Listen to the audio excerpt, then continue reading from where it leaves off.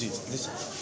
বৈষম্যবিরোধী আন্দোলন যখন চূড়ান্ত পর্যায়ে একের পর এক বাড়তে থাকে মৃত্যুর মিছিল, ঠিক তখন আহতদের দেখতে কয়েকটি হাসপাতাল পরিদর্শন করেন ক্ষমতাচ্যুত প্রধানমন্ত্রী শেখ হাসিনা।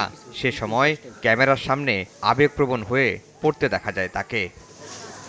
শেখ হাসিনার পতনের পর জুলাই গণহত্যার তদন্ত করতে হাসপাতালগুলো পরিদর্শন করেছে আন্তর্জাতিক অপরাধ ট্রাইব্যুনালের প্রসিকিউশন টিম এবং তদন্ত সংস্থা। ভর্তি থাকা রোগী এবং চিকিৎসকদের সঙ্গে কথা বলে প্রসিকিউশন জানতে পারে হাসপাতাল পরিদর্শনের সময় সুচিকিৎসা তো দূরের কথা, চিকিৎসা না দেওয়ার নির্দেশ দিয়েছিলেন শেখ হাসিনা।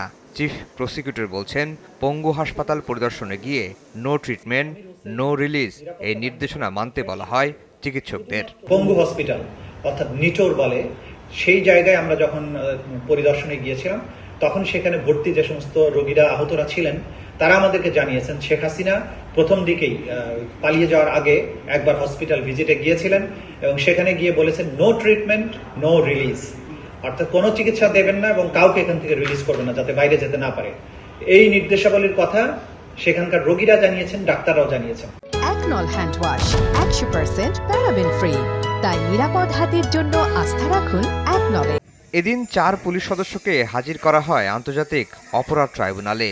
এর মধ্যে 3 জনকে একদিন করে জিজ্ঞাসাবাদের অনুমতি পেয়েছে তদন্ত সংস্থা। এখানে সার্কামস্ট্যান্স হচ্ছে মানবতা বিরোধী অপরাধ এই পর্যায়ে হয়েছে যে দ্রুত তাদেরকে লাশ দাফন করতে বাধ্য করা হয়েছে, চিকিৎসা নিতে বাধা দেওয়া হয়েছে।